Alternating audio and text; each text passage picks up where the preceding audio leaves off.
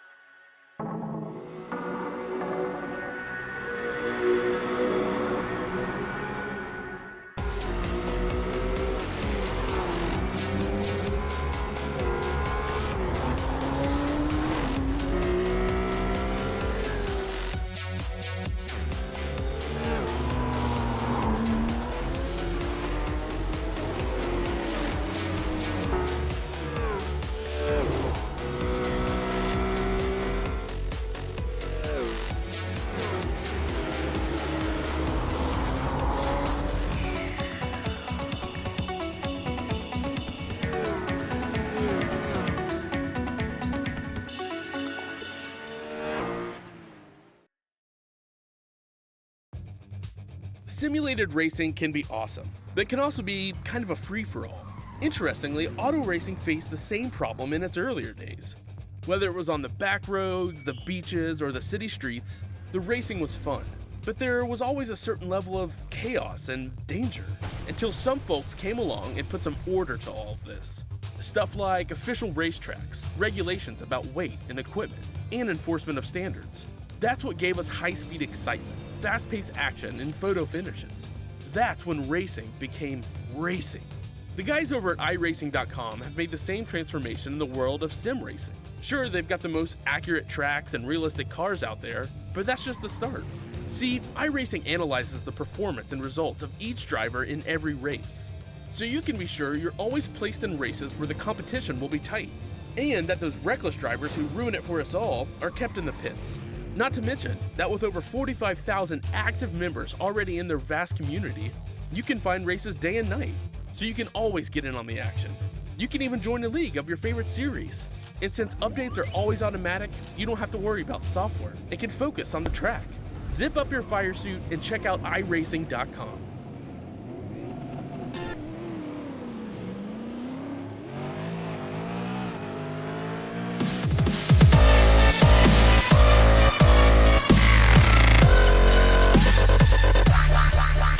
Good evening, ladies and gentlemen, it's Thursday night, it's time for some V8 Supercars here on RaceSpotTV as we bring you not the world, but the European V8 Supercar Series from Champions of the Futures here on RaceSpotTV. Wilmington, along with my main man, Cameron Walsh. How you doing, Cam? I'm doing, and this is the first time I'm going to be watching some V8 Supercar action, and it's going to be a Monza, which always ends well. Yeah, is there like an Australian version of Earnhardt we can use except for 888? I'm not quite sure, but I will say there are two chicanes, which from what my understanding is that V8 Supercars. That's three chicanes. Oh, there's three chicanes. My understanding is that V8 Supercars do extremely well at chicanes. That's what I've heard. Very clean. To drive you through all of your chicanes at this racetrack, because there are three of them, not two like just three. Cam. Yeah, that's three. Not two like just Cam just alluded to. There are three chicanes here. The first one is the Variante Rettifilo, which is down in turn number 1. Then we got ourselves the second chicane, which is the Variante della Raggia. Then the third chicane is the Variante Ascari, and there are your three chicanes. You've also got turn 6 and turn 7, the Curva di Lesmo, and also turn number 11, Cam, the Curva Parabolica. If I wasn't so excited right now, Will, I would be confused. There we are. Well, qualifying's done, so we're running through your starting grid, shall we, Cam? Yes, sir. You ready? I'm ready. Yes. There we are. Oh, okay. Now, I guess this is the question. Who's going to be doing the All right, I'll do the talking part. So, Stephen Humbert is on pole with a 147.813. He is going to be starting on the inside for the chicane. Should be his corner to take. The only one into a 147. Benjamin Lindsay in second outside of him. Michelle Carina in third, Alessandro DeBellis in fourth, Tom Ward in fifth, Istvan Balog in sixth, Timu J. Roncono in seventh position, Thomas O'Leary in eighth, Trevor Thompson in ninth, Sasso Prosin in 10th position, and starting outside your top 10, it's Marco Mogren, Igor Zwozdetsky, I got it, Zwozdetsky, Michael Schneider, I mess up on Schneider, he starts in 13th with Christian Callender in 14th, Oscar Mangan in 15th with Ashley Blakely in 16th, George Smith in 17th, Nikolai Bogotrev in 18th, Jamie Lee Mayers in 19th and 20th position, it's Daniel Page, outside him Miles Colozzi, Mirko Frontini in 22nd with Niles Jordan in 23rd, Marco Giuliani in 24th, Luke Ridgway in 25th. There's no E there, it's just Ridgway? I don't... Okay, Matt Suzuki Tanaka, he plays on the Yankees. Matsuya Tulaja in 26th, Igor Bemick in 27th, Ben Palmer 28th, Gianni Tomsik in 29th, Matteo Rossetti in 30th, Rafael Gamoli in 31st, Gameko Ponte in 32nd, Jonas Jokinen in 33rd, Ramiro De Posca in 34th, and finishing out is Jose Carlos Campionoko, and I believe we are very close to the start of this V8 Supercar race. Driver chat has been mislabeled. Good luck. Remember to drive safely here at Monza, which we all know V8 Supercars, they're always very safe here as they all line up on the grid, Will.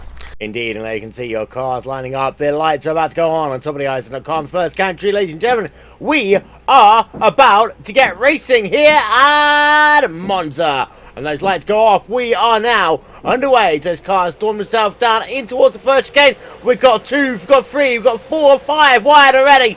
Down and towards that first corner they come. Well, let's see who's going to be the beneficiary into that first corner. It looks as though into turn 1 it will be almost too wide. But yeah, we are going to go too wide there. Look at the way these drivers are going to funnel through. Turn 1 for the first time, and behind they are all scrapping it out for position. Oh, we've got 2 cars turning around there. Down the back end of the racetrack, you've got Demo Zovich. Look at all of these drivers trying to funnel themselves through that tight first chicane there, Cam. That they are. And Mirko Frontini there having a little bit of a shoving match with another car as they exit the chicane there. I'm actually surprised at how clean that was. That was a very good entry into turn number 1. Obviously, when you're in open wheel cars, you must take that corner much more aggressively and hit everybody like we saw in our Formula 3 race earlier. So the V8 Supercars showing up the open wheel cars, and they are getting away through the second chicane. Everybody getting away. There are a lot more cars here than I thought. That was really long on the announcements there for the grid positions, but everybody having gotten away, and that's now Benjamin Lindsay, and he's all the way up to, well, he's up to first. He's got that position from Stephen Humbert in that TNT V8 Supercar. I believe that is a Ford, or is that a Holden? I know I'm going to get gutted if I say it the wrong way because people care about these things. There you go. It is a Holden from a Holden from a Holden from a Holden from a Holden from a Holden from a Holden from a Holden. Where the Ford? Oh, there's a Ford. He's in 16th position. All right. We've got one Ford. Obviously, you know I'm a Ford homeboy. As they go into Parabolica for the first time, Will, a rather clean first lap for the V8 Supercars, setting themselves up for a very interesting 1-hour race. It's not an hour race, but I'll tell you what, these Fords, they are on race day. The viewers, of course, didn't hear the other words that I said there. 21 laps. Okay. 21 laps, down towards turn 1 they come once again. As you can see there, Esteban Bala running himself in that third position. Just behind, you got yourself Tom Ward. Let's have a look at Ward. He's running on board with him, Cam. That Ford's going to go too wide into... Yep, that Ford's going to go for... Oh, he's going to try and take up 2 positions, apparently. He's got an EcoBoost on that, and he'll rear-end the Sassons Racing team. It says EcoBoost right on top as that Holden gets very aggressive with the Ford, trying to shove into it as they go on the outside. A Volvo tries to go around the outside, but it just doesn't happen there. Well, it would be the inside, actually, to corner number 2. As they go through the Grand Curve, I believe is the English name of it, as they go into their second chicane. Everyone seems to be getting very racy here, but ultimately, though, it's been clean contact all throughout. Nobody's really been taking out of this race so far, Will. Yeah, and we're just having a look there. A little bit too wide racing going on down your pack. You see Ashley Blakely versus Jamie Mee Myers. That's for P number 14, P number 15. As you see, actually 2 teammates working themselves side by side. So come down in towards the second cover de Lesmo. Now as they head themselves back down towards the Variante Ascari. Turn third for chicane here, right on board now. It's Sasso Bruson. Let's go on board of him as he works himself then down towards that third chicane. Prusen in the 11th position, trying to break in to the top 10 right now, Cam.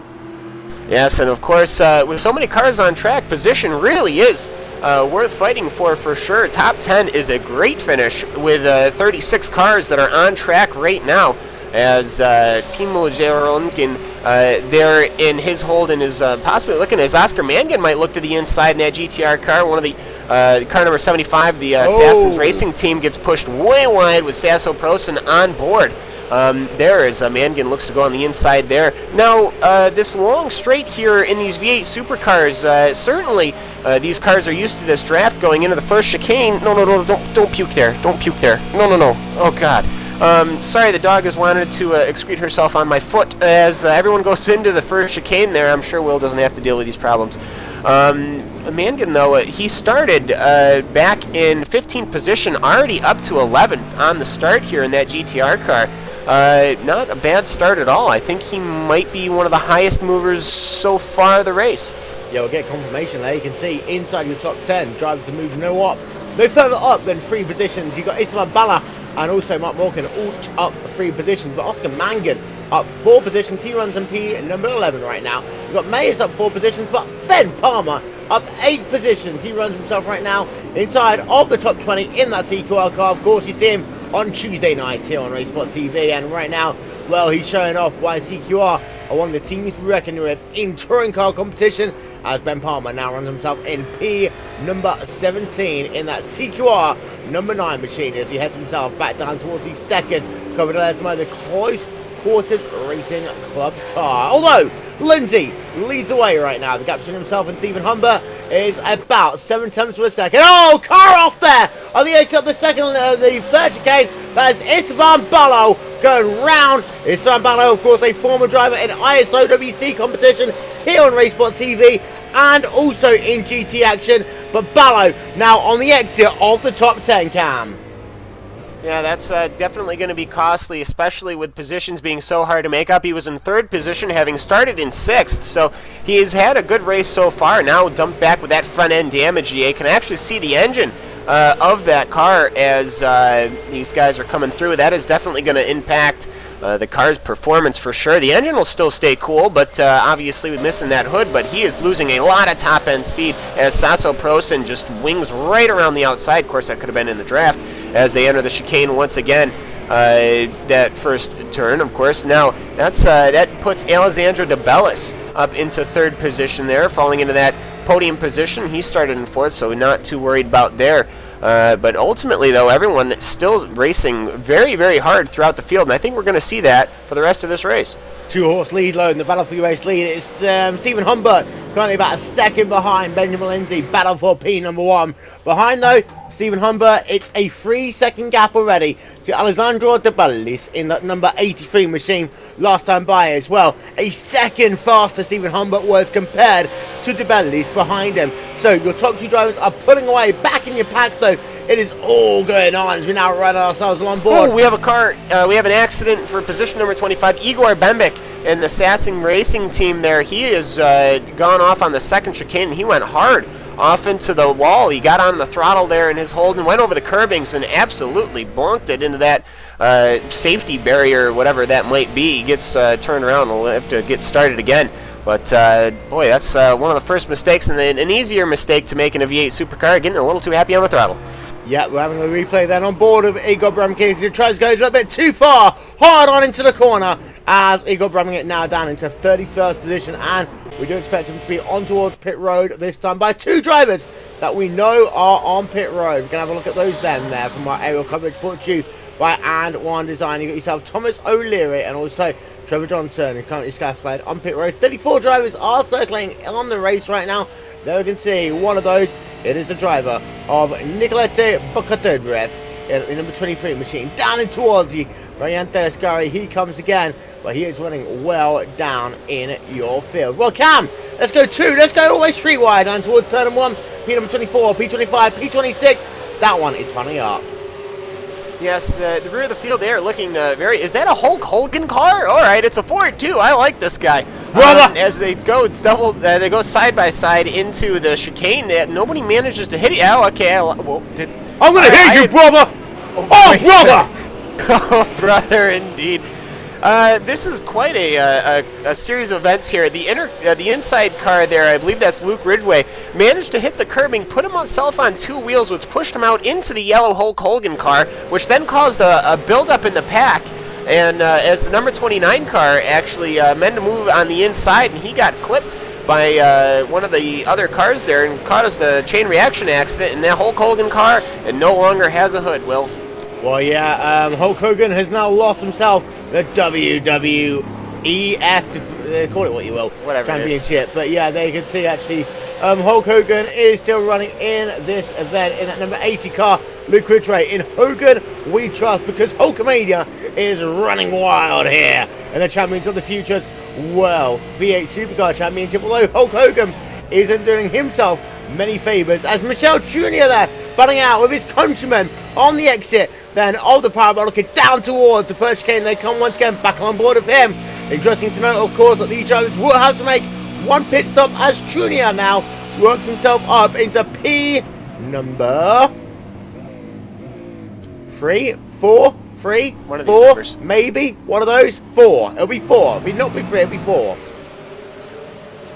Well, they're doing a very good job. On Team GT, of course, we see these guys in the STC Cup. I'm pretty confident in the Blue Cup, which you can also see here on RaceSpotTV. Looks very good still in its livery, even on the V8 Supercar, even if it is a Holden. But they will go too wide into the second chicane. It will be the Junior Turtle Italian team. As is that their team, the Junior Turtle Italian team? We'll go with that one. As pizza, Michelle Carina, Donatello, and Michelangelo. Sure. Carina, though, defending against Tom Ward. Tom Ward in that Friction Racing is definitely working around, trying to get around that Team GT V8 Supercar. Now, these V8 Supercars will not too dissimilar to, at least in the idea of it, to something a bit more agile and a bit more roadworthy than, say, a NASCAR, but still a big Hulken V8 put on a very specific built race car, and boy, that's proven some good racing here at Monza. It is. As we're having a look now at Tom Ward, they can see him in that Holden as he works himself down towards the Parabolica once again. Let's ride ourselves on board then with that driver of Tom Ward down to the inside. He comes in towards that final corner. Would he be able to make the pass? Oh, he's going to get himself full forms and messed up into the centre of the corner.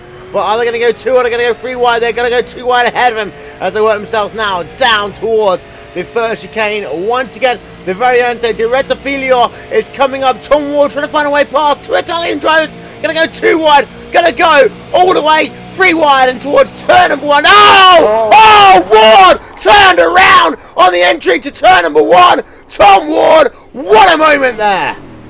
Absolutely. Now there was a car coming out of the pit road. That was down position number 32 car. It was coming out of the pits and staying on their side. They were on the pit lane side, and that ultimately, though, Tom Ward had to kind of take an evasive maneuver, trying to not hit that pit car, and ultimately hit the Team GT car, and that is just very unfortunate for both of them. They were putting on a good show.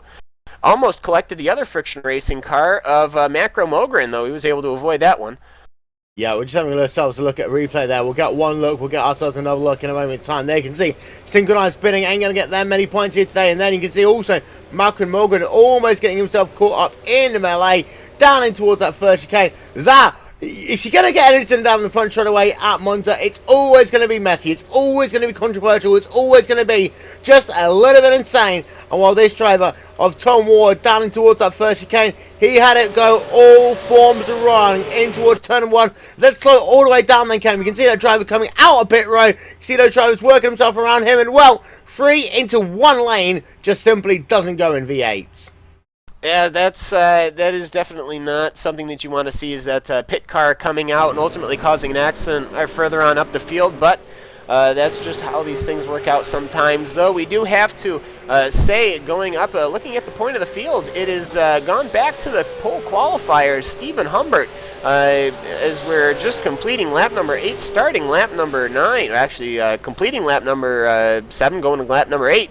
Stephen Humbert has regained the lead from Benjamin Lindsay, and now that GTR Simulator TNT V8 Holden will have to get some work done to catch back up to that car, Humbert, as Humbert seems to be pulling away right now, possibly on tires. Yeah, let's have a look at the last lap time. So 148.2 for Stephen Humbert, though a 148.0 for Benjamin Lindsay, down in towards the second chicane, known also as the Variante della Raggia, as they work themselves on the exit of that corner. Now down towards the Curva de Lesmos.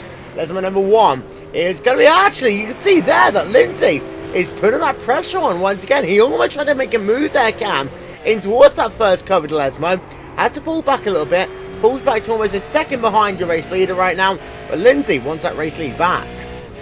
Well, of course he will, and especially going through the pits, as I believe they really have to pit. I know it's only a half an hour race, but I do have to pit. I guarantee. Okay, all right. I figured there was a mandatory one. Yeah, you obviously want to be the one going in first, and you get to kind of decide that. Paces Humbert, massive slide coming out. He will grind out the wall coming out of the second corner, giving the lead back to Lindsay.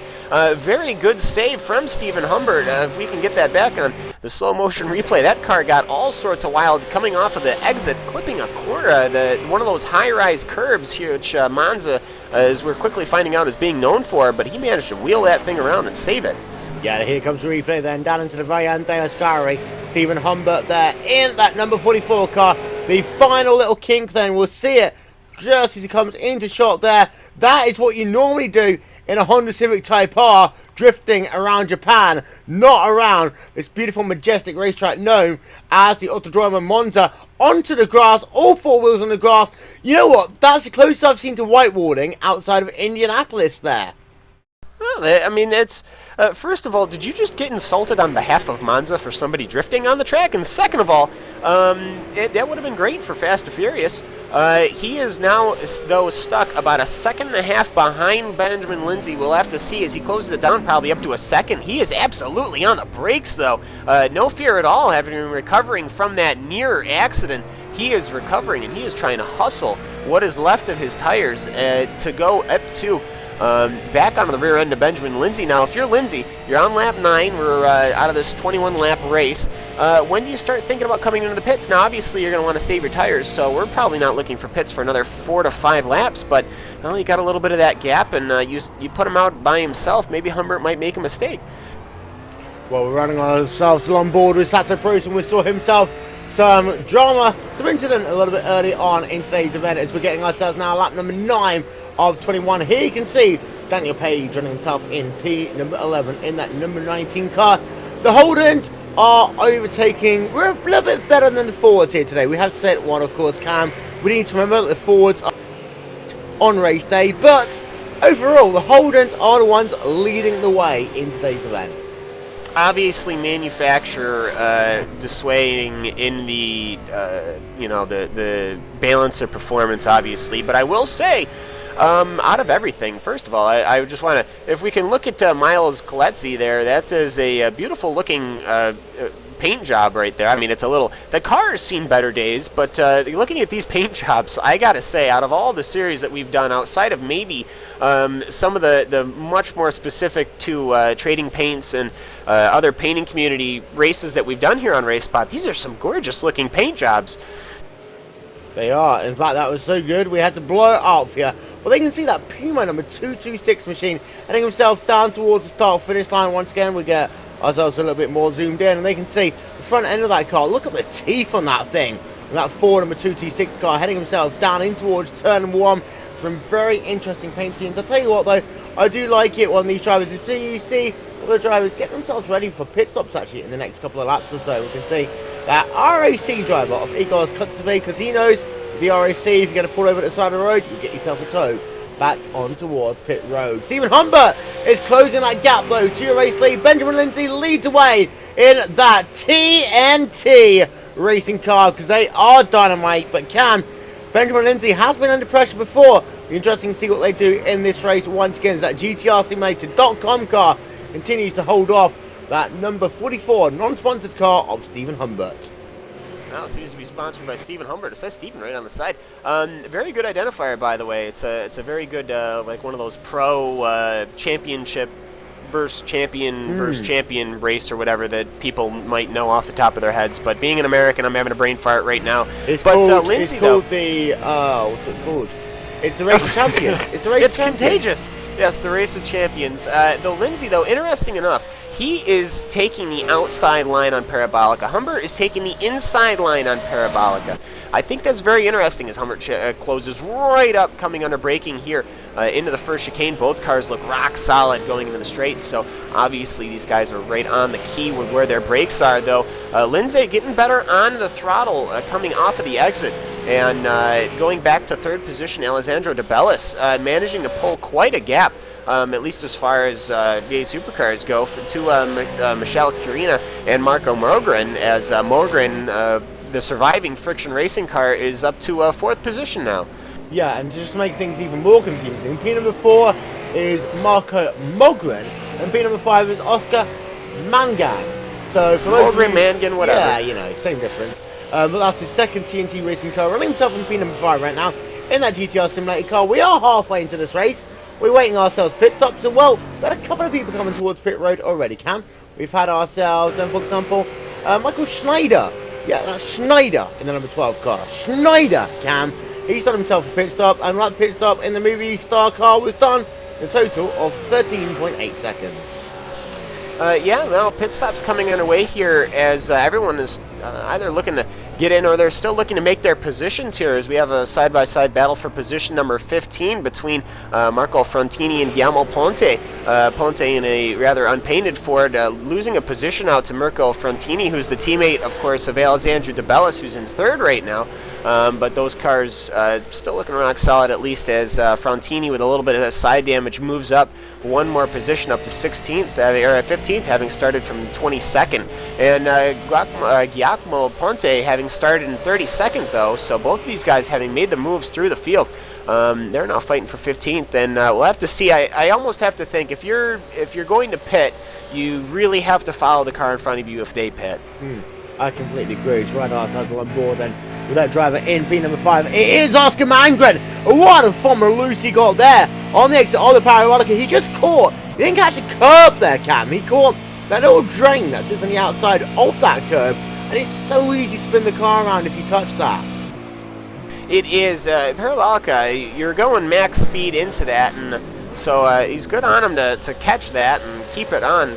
But boy, it's a good, fun time, I suppose, for us in the spectator booth. Not so fun as a driver, but ultimately, though, gathers the car back up. He's got a lapped car between him and the car in 6th place, so nothing lost there.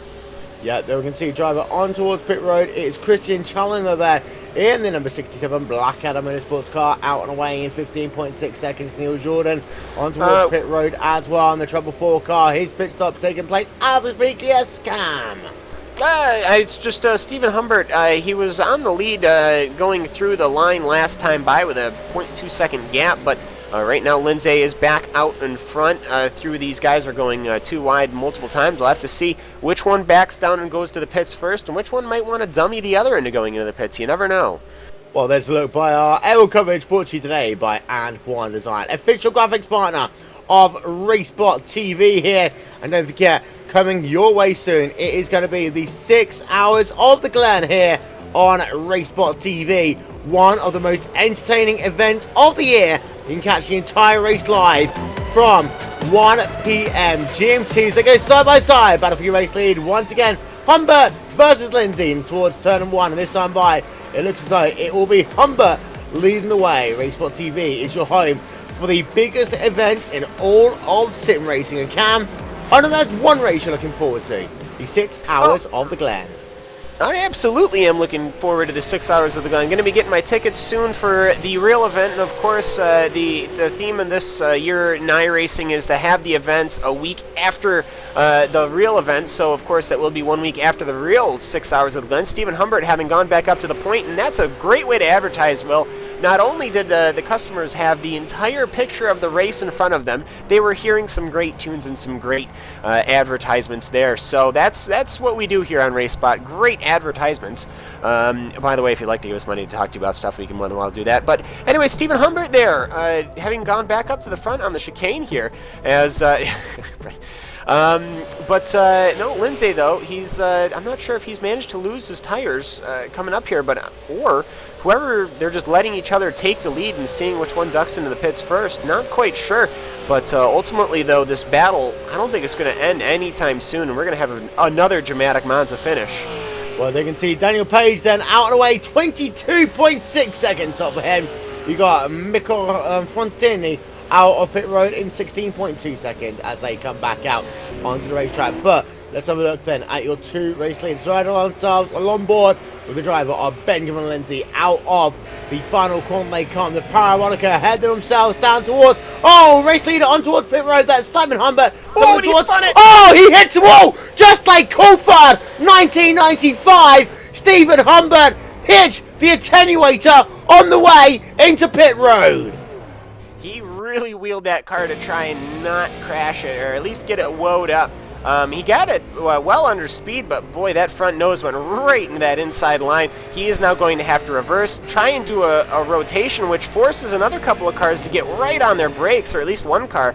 Car of Alessandro De Bellis, the fourth place car, to have to woe up himself and wait for that car of Stephen Humbert to get straightened out as they do go in and out behind the massive TV screens. Boy, that is very costly for Humbert, and that was all on his own, too. Yeah, let's get ourselves one more look at that one then as we ride ourselves from our aerial coverage brought to you by An1 Design in towards pit road. Stephen Humbert there just spinning that car around. It's so easy to do, Cam. We joke about it, we laugh about it. It is so easy to do. Mars Coletti on pit road right now in that 226 car, but realistically now, this race is over. It's Benjamin Lindsay's race to lose, not Stephen Humbert's race to win. Well, that's for sure. The fight between a privateer and a team, of course, ends with a spin. But to say that, though, Benjamin Lindsay is having to go through lap traffic, so he's up to about 25th position as far as the lap traffic goes. So I don't mean to jinx anybody here, but that is always a possibility, as we've already seen lap traffic affecting some people, such as the Italian Team GT car and the Friction Racing car. And also just like to say hello to all the people that are here watching live. 42 people, a very lively chat, and yes, the dog is fine, as Friction Racing was quite concerned for the dog's well-being. I know it was a while ago, but ultimately though, as pit stops are coming through, Benjamin Lindsay, I imagine you'd come by this time. I mean, you saw the car behind you stop. He's on. Yeah, there you go. Yeah, he's on pit road. He'll get his tires and his double nozzle of fuel, and off he'll go. Yep, and for those of you who are wondering, you are looking live at Benjamin Lindsay as he headed himself on towards pit road then. Last lap time, 154.427, and going to get himself some gas, going to get himself topped up with fuel to go the last 6 laps of this event here on RaceSpotTV. As you have a look then on board, out and away, 14.3 seconds. He is back onto the racetrack. Our GoPro cam there, brought to you by GoPro, as Benjamin Lindsay heads himself back onto the racetrack in the Annenberg Racing School GTR Simulator TNT Racing machine. There he is. Well, Benjamin Lindsay now has got himself Marco Mogren ahead of him on the racetrack, but Mogren has it yet to pit, Cam, and of course that means that when he does, it'll be Lindsay back to the front. Yes, but for that one moment, though, Friction Racing can say they led a lap here at Monza, unless he pits this lap, actually. But Mogren and Mangan, though, the gap absolutely monumental, as I believe Mangan is just leaving the pits. Yes, he is. So Mangan having pitted, Mogren's by himself out there with a massive gap, but a lot of lap cars around him.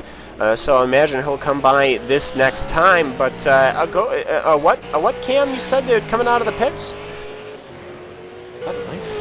A GoPro cam? Yeah.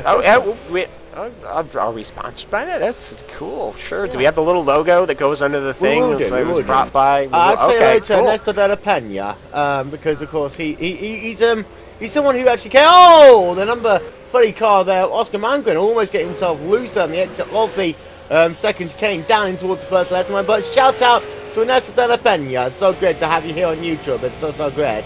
As now we see the driver of Sasso Prosen heading himself down into the Variante second chicane as he now comes down himself in towards that first Lesmo. It's so weird, Cam, seeing the old V8 Supercar logo, because that's the one I identify with. Yeah, they've got this new one. It kind of looks a bit weird. Sure. So, as Marco Mogren goes into the pit lane with Trevor Johnson following behind him, and the pace car is also in pit lane, Marco Mogren will hit the throttle. He'll pull away in that Friction Racing Holden as he'll get to that pit line, and we'll see where he will come out as Alessandro De Bellis will actually be right hot on the heels. There's actually going to be a fight into turn number 1 as the Friction Racing car is just getting up to speed on cold tires. Alessandro Bellis' car on hot tires is right behind, and the Friction Racing car overshoots the corner, and the Turtle Jr. Car will get the position. So Alessandro De Bellis goes up into 3rd position. Now, of course, this is kind of where they were before, but that's a missed opportunity for Marco Mogren. Yeah, it was right along board then with Mogren as he heads himself in towards the second chicane. And, well, we think we've found the reason why Mogren's car isn't going any faster. It's because the in-car audio system isn't turning itself on there, Cam. You hate to have that happen, of course. Now these Holdens, being a base of Chevrolets, are unfortunately crap cars, so it doesn't surprise me. Though they do have Wi-Fi, and you can get children to watch videos in the back seats, apparently, if you watch American advertising.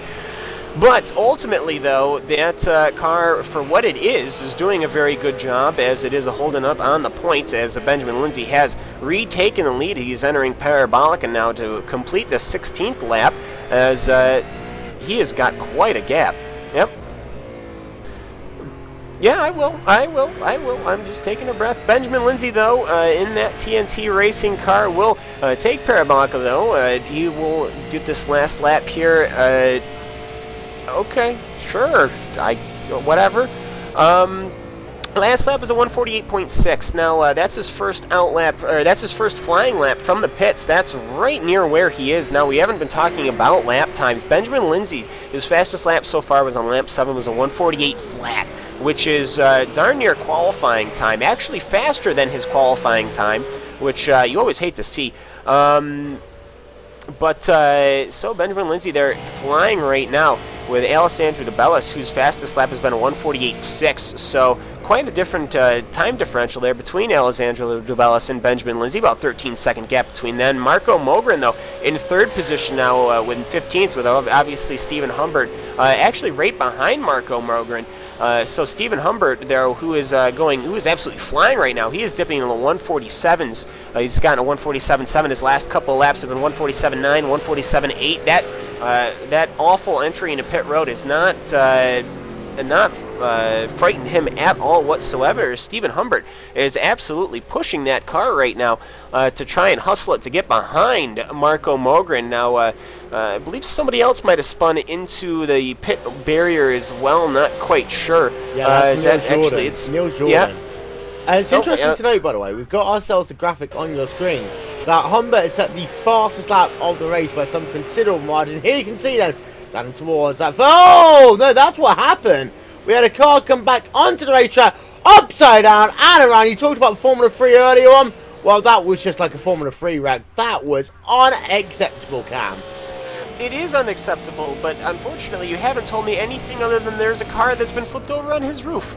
Yeah, you had Neil Jordan, and there's a car that came back out from turn 1. It's like playing a little perverted game of hide and seek. The Trouble 4 car with Neil Jordan turned upside down and around, flipped upside down like a poor little bunny rabbit in that Trouble 4 dear, car. I see that. I can see it on the RaceSpotTV replay, of course, here on the YouTube channel. I was going to say also George Smith had also crashed in the pit wall. That's what we're going for. Yeah, that was, of course, the Pennzoil car, which I really liked. I'm a really big fan of like old like retro paints and stuff. I don't think so. I'm not sure, actually. I don't know. But Friction Racing, we have a request. They said, what is the number plate of Marco Mogren? Well, why doesn't, don't they have, obviously the PR person for Friction Racing doesn't have Marco Morgan's numbers. He has been gotten passed by Stephen Humbert, which we completely missed. Whoopsie doodle. That's a 582 also on the Friction Racing Holden car, piloted by Marco Morgan right now. But Stephen Humbert, having completed the pass, is now up to third. Wait a second. Where we have an issue, Will? Where did Benjamin Lindsay go? Benjamin Lindsay has fallen away. Some technical issues for him then.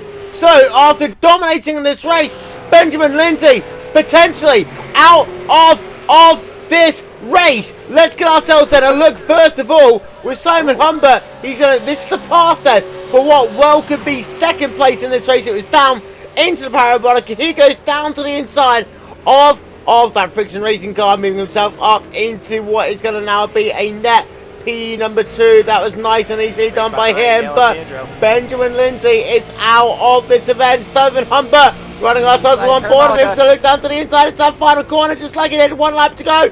It will be Simon Humbert back to the race lead, or no, there'll be 2 wide on the exit of the corner. Humbert on the outside, the Tunnel Junior car on the inside. Cam, 3 laps to go. Now that we do, and Stephen Humbert is doing a good job hustling that car around Alexandre de Bellis. Oi, shut up. Very, though he's quite, I don't want to say he's off the pace, of course, but you can't say that Stephen Humbert with his 147s is definitely the fastest car on the track right now, but de Bellis is giving him the proper what for, and also Mogren is working his way involved in this as well. All 3 cars within 1 second of each other. They're terrible about Benjamin Lindsay. Perhaps when you said the only thing that can prevent him from winning is him, you might have jinxed him a little bit there, but of course you know that RaceSpotTV does have a long-going commentary's curse as Stephen Humbert is weaving that car around, trying to look to get a good line as he gets a great exit off of the second chicane, and he will go 2 wide off of the second chicane with Mogren looking all sorts of around. He wants a part of this action too, as we have a 3-horse race as they will come to get the flag before the white flag, which just doesn't exist. And if you're checking, yes, it's a 2-minute warning. It's the 2-minute warning as in the red zone as Alexandre de Bellis is trying to defend against a much faster car of Stephen Humbert there, and they are coming upon lap traffic. That is going to be Igor Bemlik, who is going to be ahead of them, and that is going to potentially have an influence on this. As Stephen Humbert actually through the 3rd chicane makes up the position, looks rather cleanly as they don't play bumper cars, which is great to see as Mogren has a heck of a time on the exit there, loses the rear end, but he will recover it very nicely, almost as Humbert did earlier, and he'll only lose a little bit of time from that, but de Bellis looking to go on the inside of Parabolica once again as they come to the second to last lap. Will that lapped car might have an impact going into the first corner. Yeah, we've just had ourselves a couple of replays there. You can see those on your screen. But ladies and gentlemen, as they head themselves then out of the final corner, this is the 2-lap warning here on RaceSpotTV. It's Stephen Humbert who leads away from Alexandre de Bellis, with Marco Mogren in 3rd, Alexander Mangan in 4th, and Michael Schneider rounding out your top 5. 2 laps to go here on RaceSpotTV. And Humbert still leading that gap now, just 0.5 for a second. That lap traffic, you can see it there in front of you there. You can see actually behind because, well, P1's passed, P2's passed, P3 is going to be passed as well down in towards that second chicane, Cam. Very nice. Now Humbert, he has the car, he has the capability to really wheel this thing around. His last lap was a 150 in that fight with Alexandre de Bellis, but ultimately now he's out front. He's going to be able to pull a gap, and de Bellis, I'm not sure if there's anything you can do. De Bellis' fastest lap was a 148.6, and his last couple laps have been 149s, whereas Stephen Humbert's, his fastest lap was a 147.6. So a 2-second lap faster if you go through their fast lap times. So for de Bellis, there's not much you can do other than start looking in your rear mirror, as Mogren is certainly looking, though he did have that earlier mistake. We do have 1 more lap to go for the end of this 21-lap sprint. Well, there you can see, we saw a minute ago Benjamin Lindsay is back out into the racetrack, but it's classified as 2 laps down. There you can see the battle from P3 all the way up to P number 1. It is with 1 lap to go and 1 corner, 1.4 seconds. Right last on board then with Marco Mogren into the parabolic as they come. And ladies and gentlemen, this is that time where you can get that white flag out. You can start waving it because there is 1 more lap to go here on RaceSpotTV for Champions of the Futures V8 European Supercar race here as down they come. Take that white flag. There is now just 1 more lap to go. There's the gap.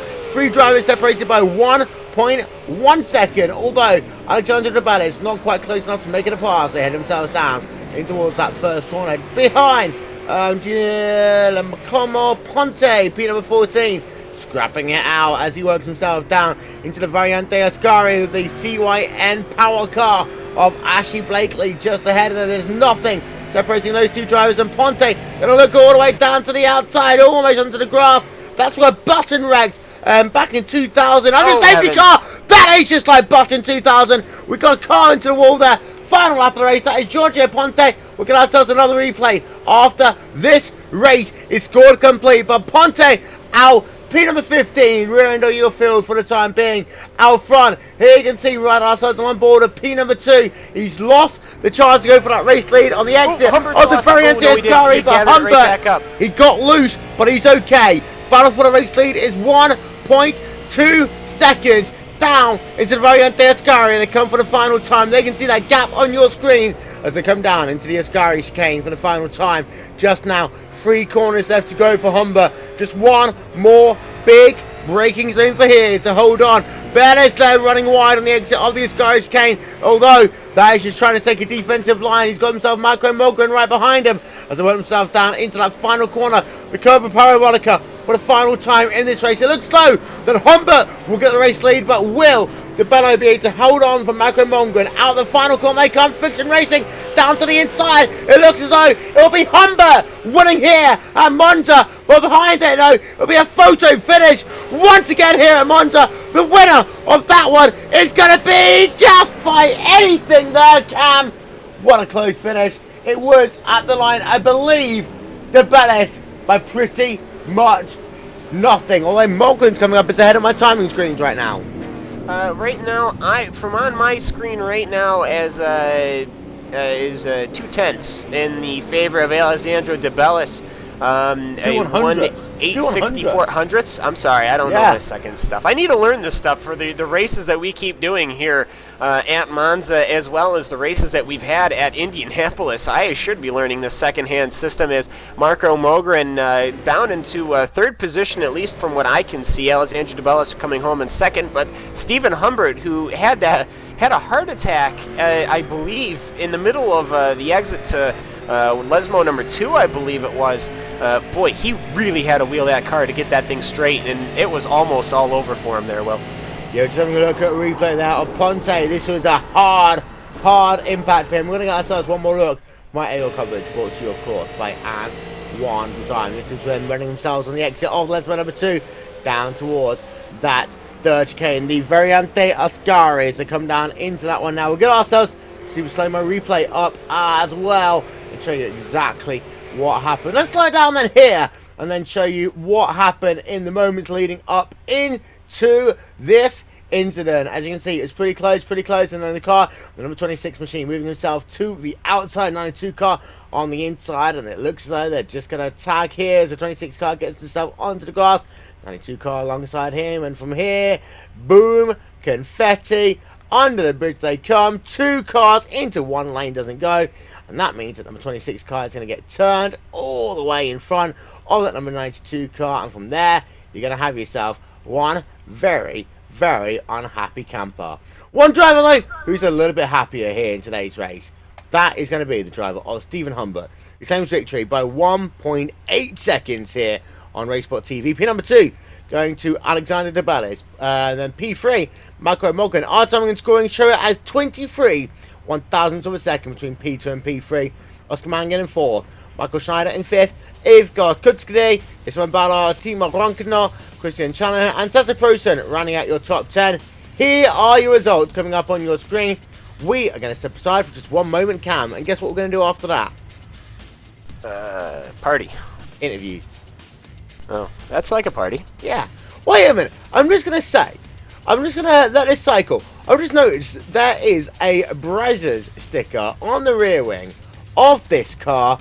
That in itself deserves a special mention because, after all, we are all red-blooded males, and occasionally some people might like to see I don't even know what car we're talking about. By that sponsor. It's a number 26 car. Okay. All right, I'll take your word for it. Oh, okay. No, that one didn't have a paint job for me. Okay. All right, I'll believe you. I see it on the replay. All right, good. And then after this break, we'll talk to people about it. Yeah. There we go. Not the Brazzers thing. How about the race thing? Okay. That's okay. Priorities here. We're back in a minute. Yes.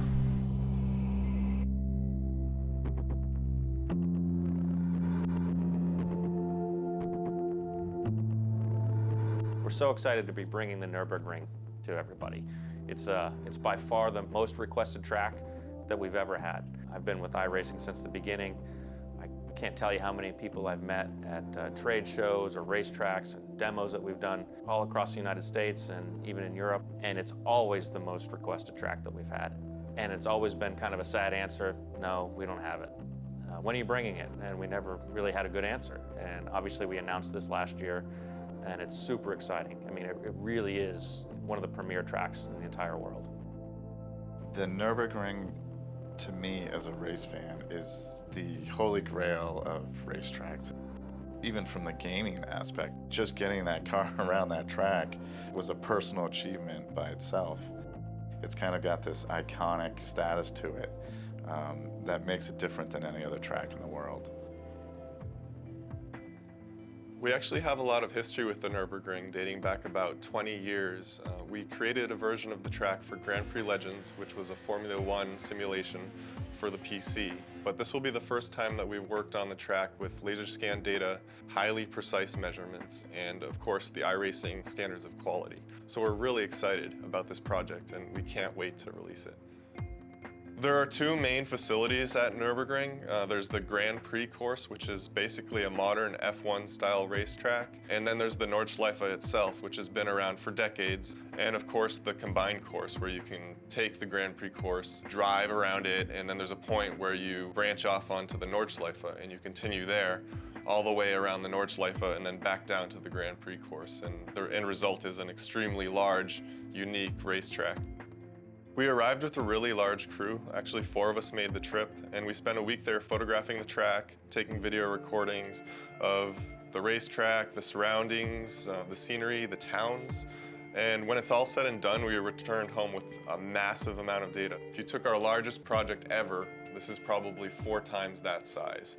So it's going to take a lot of work, but it's really our plan and our intent not to cut any corners and really produce and create the best version of the Nürburgring possible that we can.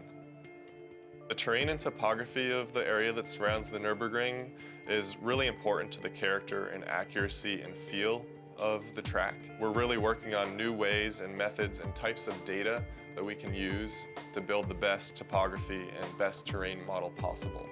And it will be something never before seen in iRacing or racing sims in general. We have a laser scan of the track, and that laser scan is incredibly dense. Essentially, there's so many points that you could take a quarter and lay it on the laser points, and the quarter wouldn't fall through. So we're taking that level of detail from the scan, and we're trying to translate that into what you see in the sim.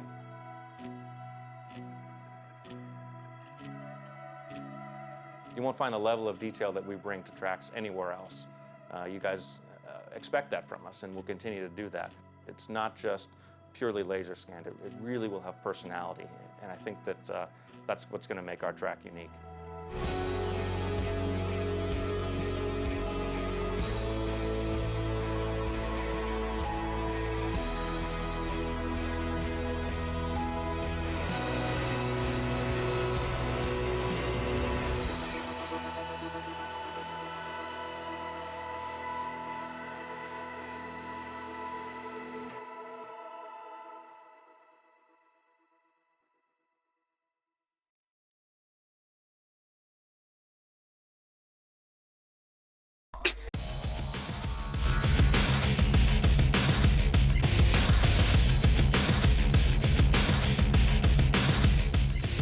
You are looking at a replay here on RaceSpotTV as we welcome you back here to Champions of the Future's V8 Supercars from Monza and Wolverhampton, along with Cam Walsh. And Cam, what an entertaining race it's been.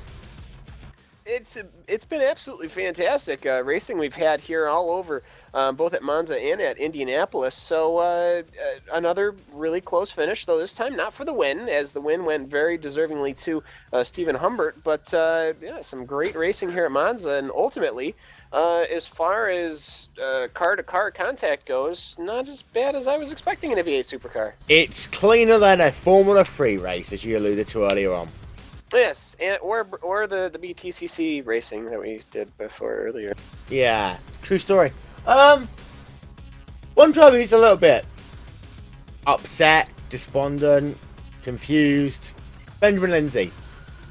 Hi, how you doing? He's ignoring you now. Yeah. What's wrong, Ben? That's... Maybe his internet dropped out again. Yep. Well, Cam, do you want to be Benjamin Lindsay? No. I think that was Hey, pretty fellas. much... There he is, there he is. Hello. Hey, sorry about that. Yeah, I was busy putting my fist through the screen. Hello. Had some internet issues there with about, what, five laps to go or something like that? With about Yeah. 15-second lead. I saw Steven probably had a speeding penalty, I assume, because he just spun dove it. into the pits there. Oh, okay. Yeah, Spun it on the entry. I thought I had it made in the shade, and all of a sudden, that's what happens when you drive with a whole bunch of European guys. You know who you can actually blame for this, because once you were, as you said, what did you say, good in the shade, or you made in the shade, somebody here in the commentary team, and I'm not going to name any names here, might have said that the only one that can stop Benjamin Lindsay from winning is Benjamin Lindsay, and you managed to do it. So, I mean, hey, once again, commentary team, right on the ball, but unfortunate for you. We called it! That's just how it is sometimes, man. You can't help those kind of things. But at the same time, it was really fun battling with Steven. He's mega fast, and it didn't matter who's out in front. The draft here is just mega. So you're going to battle with whoever's, if you're similar lap times. I mean, he's a little bit quicker than me, I'm pretty sure. But you just do what you can in the draft, and looks like I was fortunate enough to get a decent lead. But then, good comes with the bad. But it is what it is. Now, up to that point, though, the racing had been outstanding. I mean, the start was clean. I don't believe up until probably halfway through the race we didn't have a car on its roof. So, ultimately, though, good racing, though, with Steven. While you come away with a much disappointing position a couple laps down, ultimately, though, not a bad race as far as racing goes. Yeah, I'll take it, and that's what I'm here for. This is really fun for me. It's more of trying to battle in traffic and work around things to work on other, iRacing seasons or groups or whatever. But overall, Oscar, teammate from TNT, gets a 4th place finish. Congratulations to him. And obviously, when you're broadcasting, you're showing sponsors like GTR Simulator and Allenberg Racing School. It's always good. Well, that it always is. Would you like us to show you some sponsors in your car right now? Feel free. There we are. We're going to show you some. Actually, I'd like to do Finn. Blah, blah, blah, blah. I'm the fastest, and I have the server in my own country, blah, blah, blah. Well, maybe if you thought that maybe we could go outside in the corner. Yeah, I was going to say, anyone else who might be you put a little too much emotion into that one, Benjamin. I'm sorry. What are you supposed to do? But they can see there the GTR Simulator car, TNT Racing, Allenberg Racing School, GTR Simulator, TNT Racing, Holden, GTR Simulator, Benjamin Lindsay, TNTRacing.com. Awesome. Hey, thanks, fellas. Take it easy. Nice, you have a good day. Of course. You Cam? say good day because we were in V8 Supercars? Yes, Okay, all right, I'll take it. All we right, come from the I'll- land down under. Anyone else we've got to talk to, Cam? We have Ben Palmer and I believe... Didn't I Ben don't know Palmer who else. decide to disappear because he's a bit Oh, he useless? did, didn't he? Yeah. Yes. We have Will Vincent. Hello. Oh, okay. Oh wait, I Will, can't actually hear you because I just pulled my headphone lead out of my. So you can be saying Good. anything about me right now. Good. Okay. Yeah, I'm not, because you're kind of my boss. Well, I guess you're not my boss, but I don't know. But we do have Trevor Johnson here in the mumble. We do. Just before we go any further, don't forget that Okay. we got ourselves the 6 hours of the Glen coming soon here to RaceSpotTV. It is one of North America's premier racetracks, and it will host one of the most entertaining races of the summer. You can catch the entire action live here on RaceSpotTV, your official home for the 2015 Road Warrior Endurance Championship. Our coverage will be on the 11th of July from 1 p.m. GMT. It's very premiere. I hope you're there. Hope everybody's there. It's going to be a very good time. But it's not the biggest race in June, though. I have to say, for the actual 600s, it's kind of a bummer. Well, that it's a July, so slightly different therefore race. it's not really June, is it? Well, That's the biggest race of the summer. It is. Well, it is. Well, yeah. But it is July for us, isn't it? That's good. Yeah. Of course, now we that know you've what's big in June. If we were to say distracted me. anything was bigger than Le Mans compared, Jonathan Butler Yeah. will personally come and slap a wet fish around that somebody race. will. Yeah. Somebody. Well, when you say Le Mans 3 times, Botel. You know what? If Jonathan he's Buttel. there, Jonathan Buttel. Jonathan No, Buttel. if he's there at Le Mans, does that mean that he's not here? He doesn't go, does he? I don't know. I don't We'll have know. to experiment. Now that I've completely lost my train of thought, I forgot what I was going to say. The driver you're going to talk to. Yes, Trevor Johnson. But I was going to say something else. It was witty and funny too. That was the one chance I. Oh no, That's you first. forgot. I do remember. You forgot to promo the Ford GT. Will What Ford GT? the promo code? Oh, okay. Do you want me to do that one for you? Completely. No, it's too late now. Everybody left. The race is over. No. We can still do it if you want. You can't just Yes, we rewind can. the race. Oh, yes, we All can. right. Are you ready? Are you ready? Pick a number between 1 and 16. Okay. Pick a number. All right. Huh? Pick a number between 1 and 16. Let's go with 7.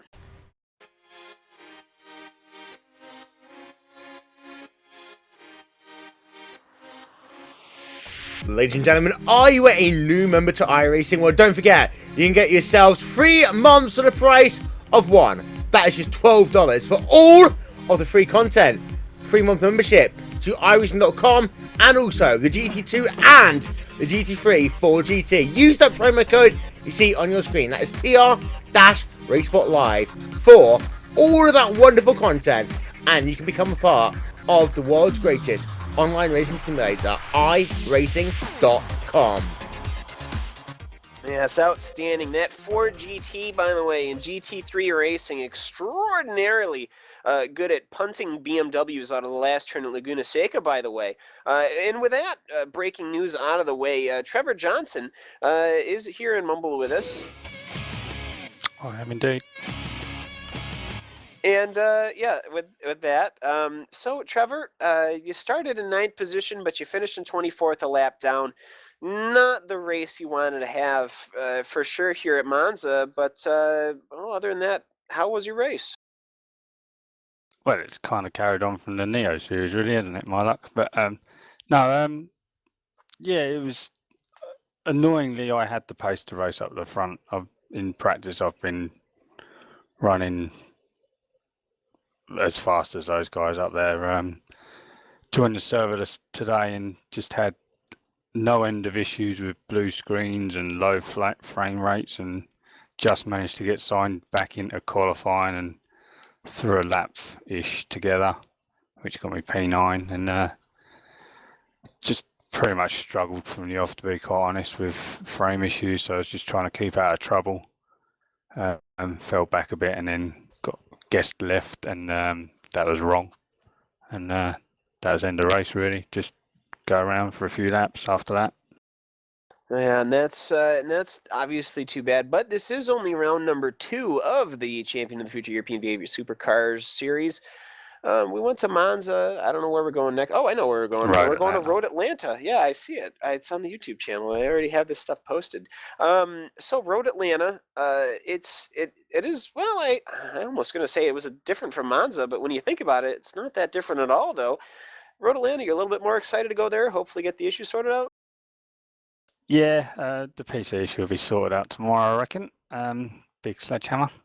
No, Road Atlanta. Yeah, Road Atlanta is where I first won a V8 Supercar race, actually, in 2012, odd, in the old car or something like that. So I like that place in a big, heavy GT car. So yeah, it should be good. Draft will be big again, but it just adds to the excitement. Well, that it will, and of course we hope to see you there, and hopefully see as many cars as we've had. I mean, 36 cars on track for a Champion of the Future race. I mean, obviously we just got done with the BTCC championship, but man, Still going on. It is okay. Yeah, there's still like one more round though. It's the finale, Yeah. right? Yeah. Yeah. See, anyways, is the Hulk Hogan car is on the screen, which is just it's gorgeous. Oh, look at the back blast off of that thing. That is, flames coming right out of the exhaust. Hulkamania. Oh yeah. I know. Yeah, He doesn't say brother. Oh, yeah. No, that. Yeah. Oh, he says yeah. brother. Who's Randy Savage does? Yeah, Oh, that was or Randy something like that. Savage. Yeah. But ultimately, though, Trevor Johnson, no fancy catchphrases today. A really rough race, but hopefully, Road Atlanta, we'll see you back up front. We can have an interview on fight for what's right. Are we fighting for our right to party? Is this the okay? All right. Have you never heard that song? I am a real Fight for what's right? American. I don't know. Fight for what's right. Fight for your life. Will, stop being more American than I am. Goodness gracious. Watch she comes crashing down with your hands high. Have you ever, never heard Hulk Hogan's intro? I can't say I have, brother. I will say though, if you ever pick up like the actor that did House, who I forget his name, Hugh Laurie or something like that. If you ever get like an English speaking accent, like we're all screwed. Like an American speaking accent, obviously you have an English speaking accent. Yeah. If you could do American, we're all screwed. What type of American? Huh? I don't. Oh no, it's just gonna be some parody. I mean, he does a really good job. No, don't. Oh yeah, see, that's what I mean. That in itself is a parody of the English language. He had that ball on the 45 line. That ball was all the way back in that 45 line, and he tried to throw it down the field. You can't throw the ball down the field from the 45-yard line with 20 seconds remaining on the play clock. You gotta run that clock down. You gotta take yourself to extra time. This is why I started a race car, even if it's broke. You should see him in a race car. He was trying to steer it with a clutch pedal. Anyways. Yeah, Will Vincent, though, ladies and gentlemen, if you ever get that Hugh Laurie like American accent, nobody would never know that you're not from this country. People would actually say that you need to like experience other places. That's what would happen. Anyways, I believe since that's just about it as far as anyone who's wanted to interview, 36 people. We had 3. That sucks. It's a little. If I'm not good at math, but 232ths is like 1/16th, and that's not good. Yeah. 232ths. 232ths. 232ths. Yes. Ladies and gentlemen, America. Hey. America there wins. you go. And on that bombshell, once again, we have to start getting to going. And by the way, this has been the Champions of the Future European V8 Supercars Series here at Monza. 36 cars took the field. 30 managed to finish the race, but ultimately, though, the win went to Steve Hulbert, who had won over Benjamin Lindsay, who had a plagued issue there. Ultimately, though, Monza, great racing in the V8 Supercar Series, helping us kick off this next season. We will see you next week, same time, not the same place. We're going across the pond to Road Atlanta for Will Vincent and myself, Cam Walsh, as well as Hugo Louis, who I saw in the chat, in the YouTube chat, and he never got back to me. But anyways, for all of us here at RaceSpotTV and at the Champions of the Future with the V8 Supercars, thank you for making us part of your day, and we hope to see you again soon.